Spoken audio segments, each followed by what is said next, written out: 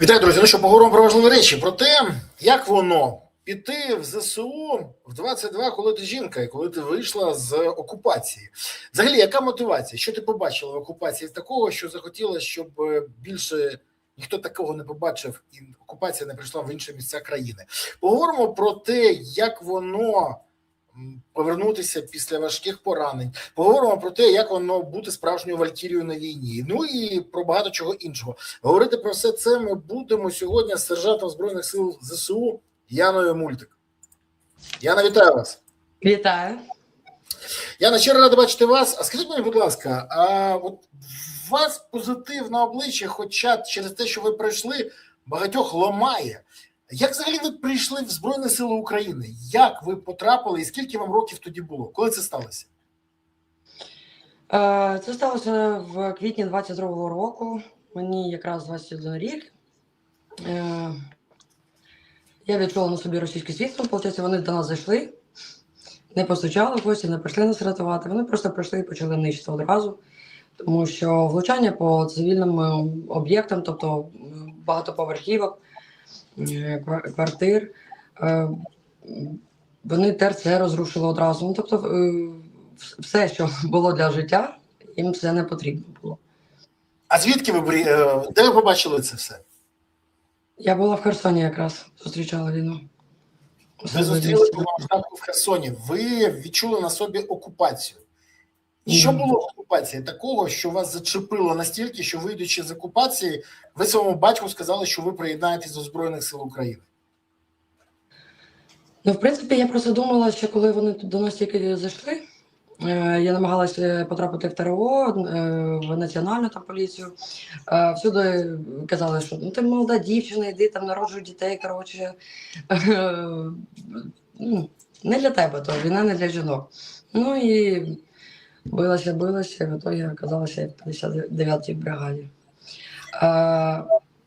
Це було катування місцевого населення для залякування людей. Це була нестача повної провізії. У нас були комендантські години введені. Тобто у нас не було тоді зброї, я пам'ятаю, і пацани, це національна поліція, вони ходили з палками, з битами. Ну, зрозуміло, тепер я розумію, що, ну, звісно, куди їм там Яну на той час ще доєднати було. Ян, а скажіть мені, будь ласка, у вас же була історія, коли шукали атошників. Ну, ви ж знаєте цю історію. Звідки вони брали адреси атошників? Що така кількість зрадників була? Звідки вони знаходили? Це ж не було таке відчуття. Я думаю, що в цьому домі може жити родина атошника, а не зайти б не перевірити. Як це відбувалося і чи стикалися ви особисто з тим, коли шукали тих, хто був в АТО? На жаль, у нас місцеве населення доволі багато було колаборантів, які очікували російський світ, які їх підтримували. Вони з ними розмовляли, вони допомагали їм копати окопи, приносили їм їжу, бо вони такі були замучені, змучені, зморені. Так само вони там в РАЦ зайшли, ну там було де взяти документи у них. На жаль, у нас не все було закуплено тоді. До вас заходили? Вони заходили в під'їзд до бабусі, я, виходить, була у неї вдома, ну, тому що на війні страшно бути одній. І я якраз вийшла з душу, і я пам'ятаю, як бабуся виходить, вона очі по 5 копійок, вона так все швиденько там іде ховається на балкон, або там в шафу. І тому що прийшли росіяни, і бабуся жила на другому поверсі, а вони на п'ятому, здається. 4-й чи 5-й поверх, да, вони шукали якраз, там був атошник у нас. Але вони вчасно виїхали. Тому, слава Богу, обійшлось тоді у них. Ви вийшли з окупації і повідомили своєму батьку, що ви йдете до Збройних сил. Він вам сказав, ми з вашим батьком давно знайомі, він сам воював з 15-го року, і він сказав: Яна, це не жарт, це статут, це присяга, це командир, це багато чого. І все ж таки ви пішли, попри все. Коли це почалося, я була заміжня за громадянином Канади, і в мене взагалі була можливість просто виїхати в іншу країну і почати жити без цього всього. Але я знаю себе, знаю свій характер, що я не змогла би там довго протягнути, тому я просто вирішила, да, ти нічого поки що не вмієш, не знаєш, але ти прийдеш і будеш просто допомагати. Треба подавати патрони, будеш подавати патрони. Треба буде там стригти, будеш стригти, але ти будеш допомагати, ти не залишиш Україну. До якої частини ви приєдналися? І ким ви Я були? приєдналася до батькової бригади на той момент. Ми служили у 59-й окремій, тоді ще була механізована. Ні, тоді було мотопіхота, механізована, це зараз, перепрошую. А що було потім? Потім ви зіткнулися з війною, з такою, якою багато хто навіть не стикався, з прямою війною, і отримали навіть поранення. Я пам'ятаю, як ваш батько був, він був не шокований, він був розлючений від всього, що бачив. Бо тоді була оця фотка, її багато хто бачив, це ваше поранення. Ви отримали страшні поранення. Але зараз ви викарабкалися, і попри те, що ви могли працювати в штабі, ви пішли в бойовий підрозділ. Що було далі? Ой, отримала я поранення, да. Я правильно розумію? Вибачте запитання. Ви отримали інвалідність? Я її поки не оформляла, тому що я хотіла точно повернутися на службу. Я приймалася за те, що мені не дозволять цього зробити. Батько тоді, він був розлючений, йому дзвонять, тут щось з вашою донькою. А я йому в телефону папа, я 300, бо я тільки його номер пам'ятала на пам'ять. Тобто, коли вже повідомила там командира, евакуація. А що сталося? Я диктувала. Як стали 300? Виходила з укриття, якраз вони летіли. Я була впевнена просто, що це наші вилітають, тому що у нас якраз суміжні екіпажі поруч також. Це за 20-ту добу на позиції, літо, спека, активна фаза роботи тоді була. І вони летіли на антенни, побачили, а там я якраз вийшла. Ну і все. І він мене схопив. Важко було відновлюватись? Зараз я вже посміхаюсь. Тоді було по-різному. Я на 4-й день як отямилась і якраз виставила вже фотографію про обличчя жіночої війни. І я мамі сказала, буду тепер леопардом, все. Я розуміла, коли я йшла у військо на війні, що таке може статися, і в принципі до цього якось намагалась морально себе підготувати. Я думаю, батько він більше був розлючений, тому що ми проговорювали, що таке може бути ще гірше, може бути і 200. Не та тема, яку з батьками хотілося б обговорювати, але так, ми готувалися до такого. Давайте відверто, підготувати себе неможливо. Ти розумієш, що може бути, але ти ніколи не готовий до цього. Я сам це пам'ятаю дуже добре. В чому була мотивація повернутися після складних поранень? Дійсно складних. Особливо психологічно. Я дуже розлютилася на ворога. Я ще більше розлютилася. Перше, що ви мене зачепили, мені це не ок, мені не подобається. Друге, що в мене, дивіться, в мене Херсон наполовину деокупований. Я не маю зараз куди там вернутися до себе додому, і поки ми не звільнимо, в принципі, територію України, то я не бачу себе на цивільному. От і все. Фраза про цивільному зрозуміло. Ви сказали, що ви ж могли поїхати до Канади. Ви не поїхали. А тут велика кількість чоловіків штурмують Тису. При тому штурмують, ризикуючи своїм життям. Не на фронті. От скажіть мені, будь ласка, як воно відчуття, що поки одні штурмують Тису, ви штурмуєте посадки? То дійсно. Краще б вони з нами сиділи і посадки штурмували. Більше толку із того було. Я не можу тут насправді дати відповідь коректно, так, щоб їх не образити. Потім вони мені пишуть в особисті повідомлення, які вони у мене ніжні, его їхнє зачепило. Ян, яку посаду ви зараз маєте і де ви зараз служите, якщо можна, напрямок? Не треба казати позицію, напрямок. На Олександрівському напрямку. Це я зараз командир жіночого взводу, оператор БПЛА «Зонки Банші». Також працює 2 відділення банші, це чоловічі екіпажі, які влучно нищать техніку ворога і просто розносять його в щепки і знаходять там, де вони думали, що вони сховаються. А чому ви берете до себе тільки жінок? Зараз ми взяли тільки жінок для того, щоб показати насправді їхню роль у цій війні. Вони займають ключові посади. Це є операторки, це є старші екіпажів БПЛА, розвідка та ураження легкими бомберами. І я хотіла би, щоб жінкам було комфортно в умовах війни. Тому що нам трошки важче, я вважаю, все ж таки морально. Коли я служив в ЗСУ, у нас в підрозділі була тільки одна жінка. Снайпер в розвідзводі. І, скажімо, я би не сказав, що їй було легко. Хоча, вона була ще з часів АТО, вона все знала, все розуміла, але важко, вкрай важко. Як вам служиться в Збройних силах України? Тому що багато хто каже, війна не жіноча справа, але мої подруги, вони операторки БПЛА, вони є в мене і ті, хто працюють в піхоті, є інше. Як воно служиться? Дивіться, війна це дійсно не жіноча справа, я не буду казати, що це там прям наше. Але у нас зараз така ситуація в країні, коли давайте не будемо нехтувати допомогою і підтримкою. Якщо жінка хоче і готова нести службу, вона готова виконувати свої обов'язки на рівні з чоловіками. А коли ти жінка, тобі доводиться працювати ще більше.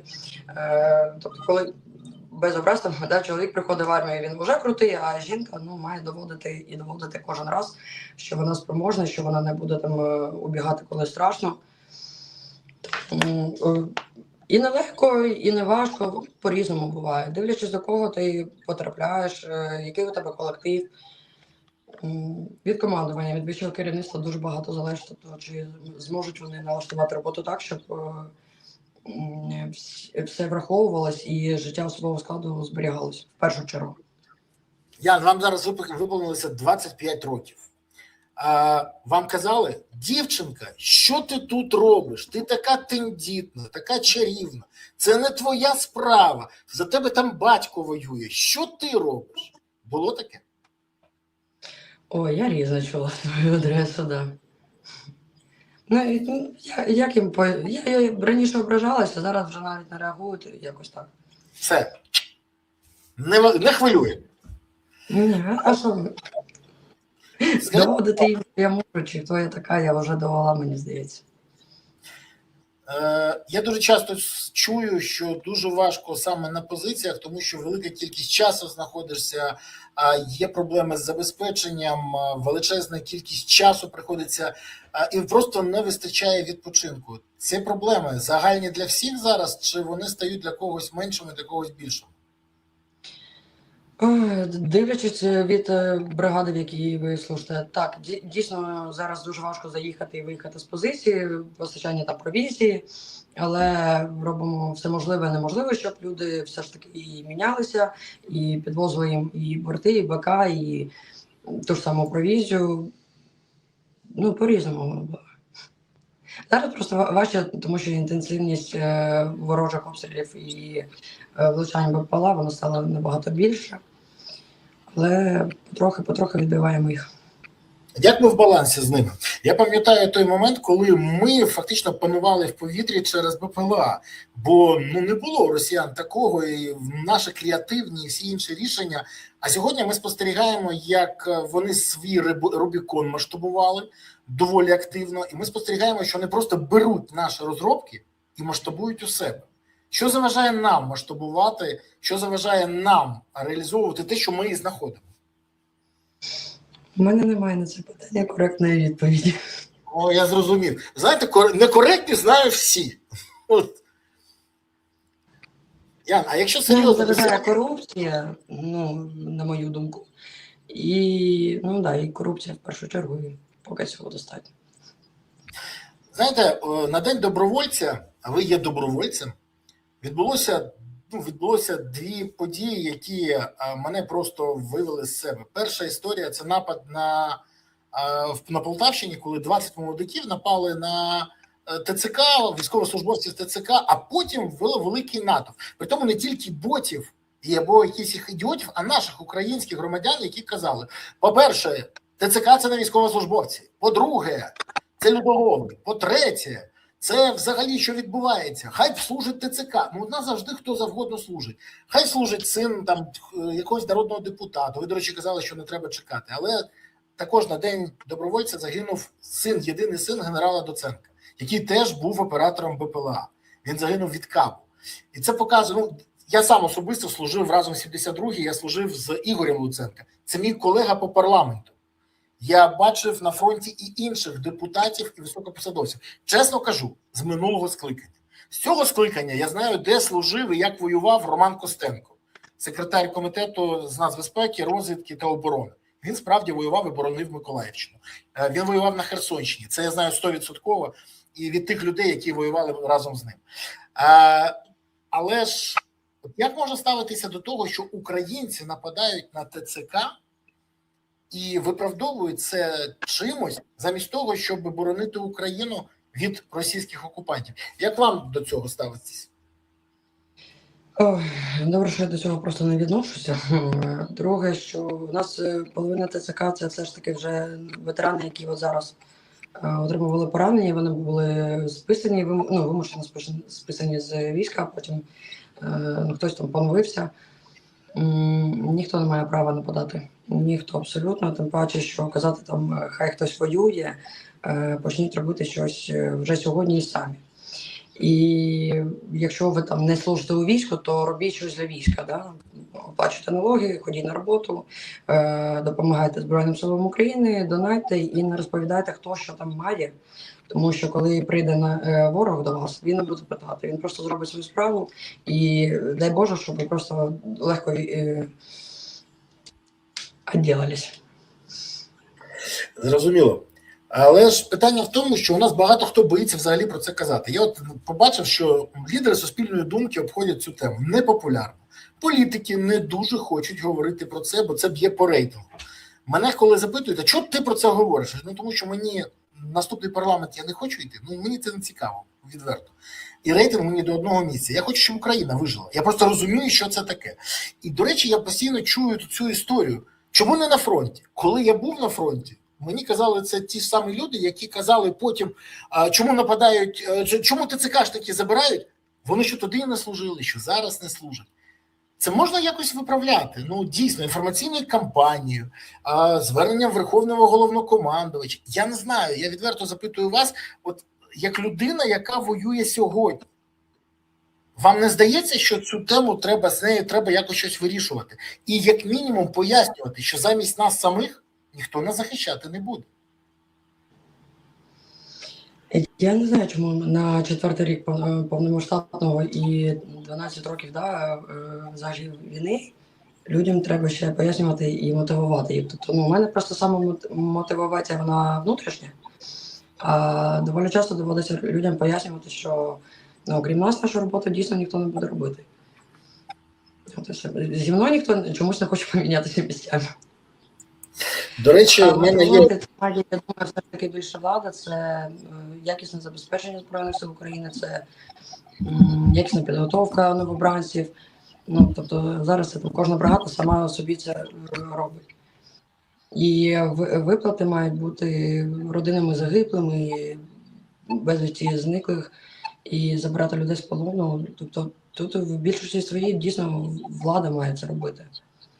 Ну, а тут люди трошки збирайтеся вже нарешті з думками своїми і зрозуміти, що у нас Україна одна і нам з вами тікати нікуди. Все.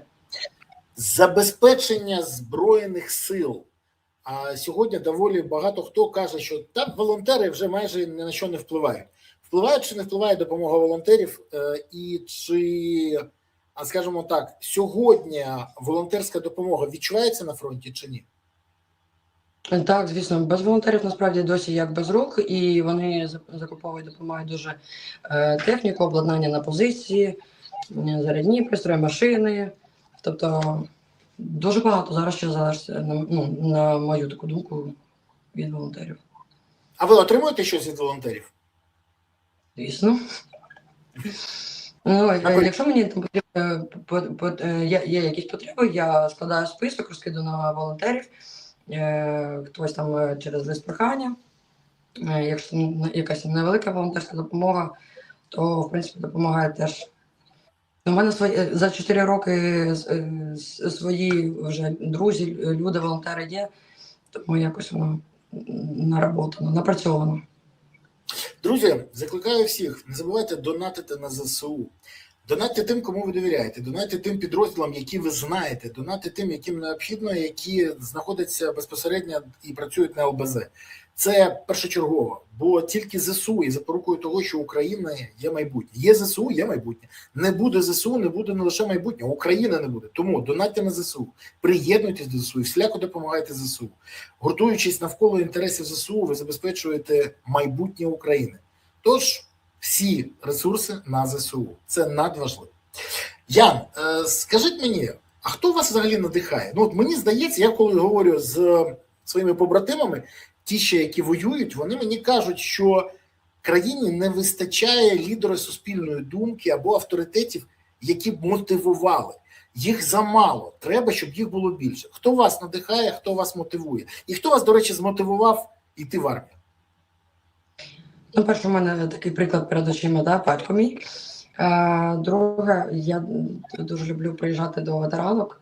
Це благодійний фонд взагалі, там жінки-ветеранки, які пройшли або зараз там проходять військовий непростий шлях. І це сила такого духу сестринства.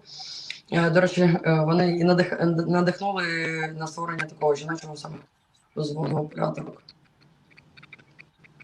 Цікава історія. Скажіть, а проблеми? Які сьогодні проблеми ви стикаєтесь і чи бачите ви їх рішення? Ну і взагалі, як воно сьогодні дивитися на те, що відбувається, наприклад, коли парламент каже, ну, депутати кажуть, ми боїмось голосувати, ми не хочемо, ми втомилися, у нас якась там розчарування. Це виходить заступник голови фракції Мотовиловець і пояснює, чому депутати не голосують. Як взагалі це сприймається на фронті? Добре, що ми не втомилися, не розчарувалися.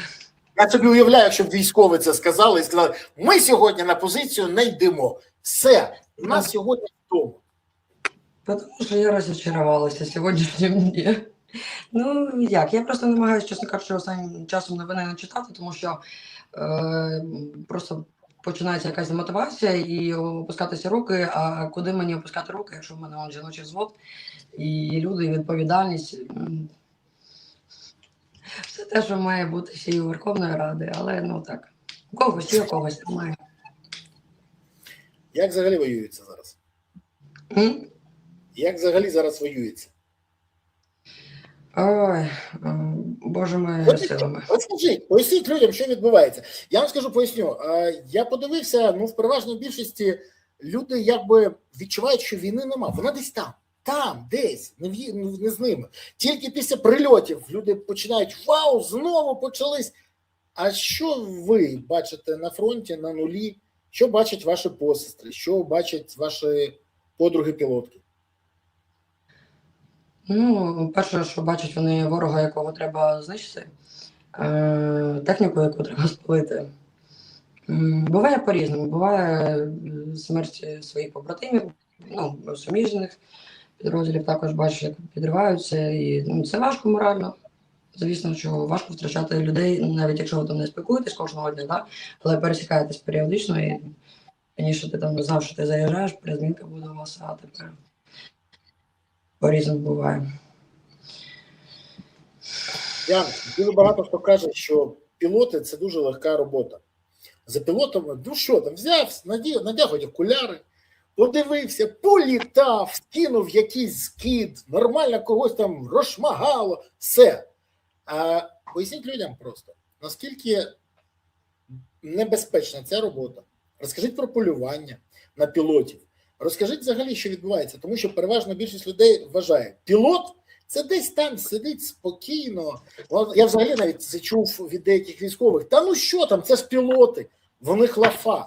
І коли я це почув перший раз, я здивувався, тому що це мені казала людина, яка сама воює. Я кажу, дивись, я розумію, ти піхота, ти тримаєш позицію.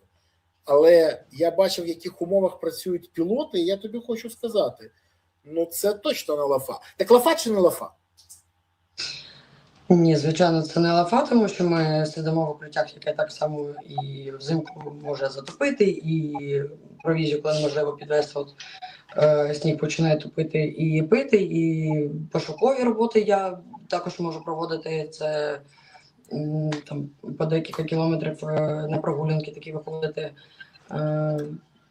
Ти зупиняєш штурми, ти відбиваєш полонених, ти проносиш заряджений, споряджений борт через свої позиції, тобі треба його влучити рівно у ціль. Я б не сказала, що це взагалі така легка робота. Це дуже підриває нервову систему, тому що ти працюєш так само з вибуховими речовинами. Ні. Це аналітика, це падає зір. Боже, я зараз не розкажу, то в мене просто нові дівчата скажуть, це Яна Вікторівна, дякуємо, ми не перейдемо. Але якщо не казати правду людям, вони думають, що ще раз. Дивіться, давайте чесно. Є проблеми на фронті, ми всі це знаємо. Але ж пілоти, функціонал, наприклад, чи є командири, які заважають служити? Чи стикаєтесь з таким і ви? Чи взагалі таке стикалися на фронті? Тому що ви ж не перший місяць служите. І чи є рішення таких проблем? Я початок не почула питання. Чи стикались ви особисто з, скажімо так, з командирами, які лише заважають розвиватися та служити? І чи стикалися ви з цим особисто? Дивіться, не те, щоб там принципово вони хотіли заважати, і коли не знає, що таке БПЛА, як воно працює, то воно, звісно, дуже заважає. І я в таких випадках можу сказати тільки одне. Не допомагайте, хоча б не заважайте, і не намагайтеся зробити вигляд, що ви там щось багато розумієте. Загалом ні. У нас пілоти зараз цінують їх і бережуть, тому що, давайте по факту, пташки не будуть літати, якщо пілота не навчити. Пілота треба навчити, одягнути, дати йому на позицію відкрите майно, забезпечити його повноцінно. Треба просто розвиватися і вивчати цей напрямок. І завжди спілкуватися з технологами, які то розробляють, цікавитися. А ви щось доопрацьовуєте, коли отримуєте? Наприклад, отримали дрон і починаєте щось там підпаювати, додавати, чи ні? Вже готовий девайс, яким ви працюєте? Колись таке було, звісно, але зараз, дякую Богу, у мене є прекрасна, чудова команда технарів, які все роблять, і до мене на позицію вже приїжджають просто готові борти. До того ж, я командир все ж таки оптоволоконних систем. Я вже півроку літаю суто на оптиці. А дефіцит оптиці є? І наскільки глибоко, чи є дефіцит оптиці, і наскільки глибоко ми можемо зараз заходити? Бо я нещодавно читав, що в нас вже з'явилося оптоволокно на 50 кілометрів. Я поки максимально пробувала на 35 кілометрах, але сподіваюся, що будемо і далі працювати, і розширяти це. У нас просто ми виробляємо самі оптику, і пацани самі збираються. Тому я сижу там 5 кілометрів від ЛБЗ і літаю, в принципі, там 20 кілометрів, 25 можу спокійно собі перекрити, якщо мені не треба великих маневрів робити. Чи стикалися ви з Рубіконом російським? І чи вважаєте ви, що нам потрібні підрозділи, які будуть полювати окремо за російськими пілотами? Щось таке, як Рубікон, але нам потрібно саме. Чи не потрібно це? Впоратись можна і без цього. Якщо не помиляюсь, з Рубіконом ми стикалися, ще я була у складі 59-ї бригади, вони сиділи там, якраз приїздили, були неподалік від нас. Звісно, що групи швидкого реагування на такі групи, я вважаю, дуже доцільними. Це професійні навчені люди, яких треба нищити. Ворога не можна ж недооцінювати, я правильно розумію? Ворога не можна що? Недооцінювати. Ніколи не можна думати, що ворог слабший чи нерозумний якийсь. Дивіться, якби вони були, як всі намагаються там куди кричати, ой, ми воюємо з дураками, ну, вибачте, такими воюємо не з дураками. Там А з ким ви до воюєте? цього дуже серйозно професійно відносяться, і коли є така можливість підгледіти, як у них навчання, ну, їхні роздрукування мати на руках, то да, вони дуже серйозно до цього відносяться. Вони Наскільки поки зараз, краще думають налагоджено. наскільки зараз взагалі Збройні сили забезпечені кількістю пілотів? Чи потрібно нам більше навчальних центрів, які готують пілотів? Я думаю, що це треба на базі бригади, там батальйонів організовувати навчання, тому що, от, ну, як у нас, да, наприклад, у нас приїжджають нові оператори, жінки, чоловіки, і в районі виконання у нас є школа, і ми навчаємо одразу. І без АВП, і фахове. Яна, дивне буде запитання. Якщо б сьогодні закінчилась війна, чим би ви займалися? Ну, в мене медіа зараз врятувало. Ви пішли би працювати в медіа? Ну, в медіа десь би, да, пішла, книгу би дописала. Я б знайшла чимось зайняти. Тож ви не Головне будете не йти оператором на весілля, тому що я... О, це улюблений жарт, це улюблений жарт. Я скільки разів це чув, або консультант з питання вирішення проблем. Це дуже часто зараз кажуть. Можна і так, да. Особливо, коли ти вмієш працювати з дроном і навіть не тільки на оптиці. До речі, а як вважаєте, коли закінчиться війна, яка кількість людей може дійсно піти використовувати свої навички не туди, куди б нам всім хотілося, і можуть приєднатися до, наприклад, якихось злочинних угруповань?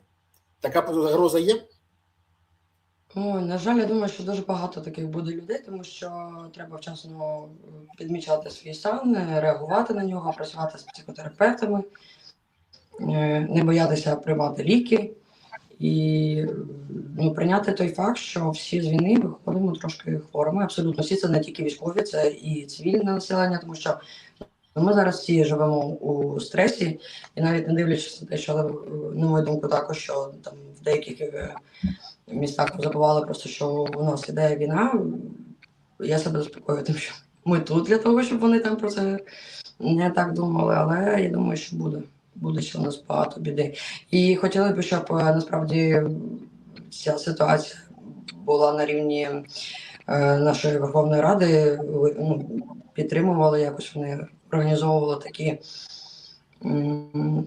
заклади медичні з професійною підготовкою, психотерапевтами, лікарями, підтримкою для тих, хто пройшов війну. У вас дуже дорослий погляд на це. Коли я говорив зі своїми побратимами нещодавно і пояснював, хлопці, у вас з головою все погано, повірте мені. Він каже, та тобі здається, ти просто давно з цивільними спілкуєшся. Ти не розумієш. Я кажу, ні, хлопці, я ж бачу, що відбувається. Ви собі даєте такі поради, дорослі, скажімо, треба визнавати проблему, треба її вирішувати. Багато хто боїться це визнати. Це ж теж проблема. І для того, щоб ти сам собі сказав, що в тебе хвороба, ти кремезний хлоп, який там нищиш орків, робиш все, що завгодно. І тут ти повинен визнати, що щось не там з головою, це не всі можуть зробити. Я, до речі, коли повернувся, я ходив до психоаналітика, я відверто кажу це, і ну, тому що були зриви, була агресія занадто висока, і треба було це гасити. Я не приховую того, що я, в принципі, звертаюся, я працюю з психотерапевтом, тому що я не хочу, щоб на родину там нервові зриви впливали якось. Ну і так само, оскільки є відповідальність, особовий склад, хотілося б, щоб і на них це ніяк не впливало, а все ж таки такі травми вони були нанесені у свій час. І це треба визнавати. Але ще дуже важливо, щоб потрапити на дійсно професіонал своєї справи лікаря, тому що будь-який лікар він може як полагодити людину, так і травмувати, і, на жаль, потім буде дуже важко викарабкатися. А скажіть, будь ласка, у нас все окей з культурою ставлення до ветеранів? Чому запитую? Я дізнавався про те, як взагалі відбувається ветеранська культура не тільки в Ізраїлі або Франції, а, наприклад, в Азербайджані, в Штатах, як ставляться до ветеранів в Хорватії. Ну і, скажімо так, мені здається, є чому повчитися. Але от вони всі кажуть, що без впливу держави, без системного підходу, коли цивільне населення навчають повазі до ветеранів, навчають комунікації з цим, ну цього не обійтись. Чи ви вважаєте, що у нас з ветеранським рухом все ок, і повага до ветеранів вже сформована, тут нічого не стане, не треба нічого додавати? Ну, я вважаю, що поки це ж не працює так, як воно має працювати. І хотілося б, щоб воно працювало. В чому проблема? В чому проблема? Ну, навіть елементарна реальна повага до військових. І давайте по факту, у нас УБД зачасту зараз в метро в Києві просто катаємося. Треба виховувати молоде покоління, хоча насправді я дуже пишаюсь більшістю нашого молодого покоління, тому що вони вивчають історію, вони допомагають військовим, підтримують збори, організовують і те, що головне, що у людей тут вкладки. Розумієте, типу, мені не треба було там ходити на якісь окремі курси для того, щоб розуміти, що до ветерана просто потрібно ставитись поважно. Мені не треба, щоб мене там носили на руках, але давайте один одного якось поважати вчитись. Погоджуюсь. І коли там задивлялися в обличчя, треба вміти спілкуватися, розуміти, коли можна і доречно буде підійти там, запитати, поговорити. Або коли дати людині є особистий простір. Ян, а що б вони не відчувалися покинутими, тому що у нас насправді є така проблема, що вони вертаються після війни і вони думають, що вони просто нікому не потрібні. Ян, а що б ви не хотіли залишити після цієї війни дітям? Що б ви хотіли, щоб ми позбулися, наприклад? Або що б ви хотіли позбутися? Перше, це всього російського. Насправді я доволі погано знаю нашу історію України, тому що багато є із того, що там розповідали все ж таки зміщеної якоїсь історії, і я б не хотів. Я хочу, щоб просто у нас були свої свята, свої звичаї, щоб ми цінували те, що ми маємо. От насправді, поки у нас не забрали свободу, я навіть не знала, що настільки сильно я люблю Україну. І наскільки я сумую за своїм містом, і навіть якщо я там не хочу жити далі там в майбутньому в Херсоні, я думаю, що все одно ми маємо його повернути, відновити, повноцінно відбудувати. І я тут буду ще приїздити з задоволенням. А де ви хочете жити після війни? В Україні чи за межами? Ні, Україна. Я дуже люблю все-таки нашу Україну. Мені тут все влаштовує. У нас є все, що мені для щастя потрібно, а їхати в іншу країну, вивчати їхні правила, жити якось по-новому, я не хочу. Поїздити, побачити світ, так, окей, але жити все ж таки я буду в Україні. Підтримую вас на 100%. Ян, я хочу вам подякувати за вашу відвертість, щирість. Я хочу подякувати вашому тату Віктору Залеському. Я хочу сказати, що він виховав гарну доньку. Він зміг це зробити. Мамі теж подяка, але з батьком ми товаришуємо, тому це окремо. Вам я хочу подякувати тільки одного – вдачі і реалізації свого, що ви задумали. І останнє запитання. Якщо б у вас була можливість звернутися до всіх українців, от одночасно, і порадити, зробити їм одну якусь пораду. Якою порадою це було? Не опускайте руки, як би важко не було. Це не кінець. 100%. Дякую вам. Тримаємося і все буде Україна. Па-па. Дякую, да. Друзі, ну що я вам хочу сказати? Знаєте, час від часу коли ти спілкуєшся з людьми, які б'ються не тільки за незалежність право існувати України, а за своє життя на лінії боєзіткнення, ти набираєшся тої енергії, яка додає віри. Я хотів би, щоб ви цієї віри і цієї енергії набралися від Яни. Вона б'ється і за вас, вона б'ється і за себе, і за Україну. І чим більше буде повага до таких людей, тим скоріше Україна трансформується в класичну, нормальну державу. Дякую вам за те, що дивилися, дякую за те, що не забули підписатися, поставити вподобайку, прокоментувати, поширити. Ви все знаєте це самі. Але найголовніше, нагадую ще раз, підтримуйте Збройні Сили України. Бо тільки вони дають можливість Україні існувати. Підтримуйте всіляко. І тоді все буде Україна. Дякую вам. Па-па.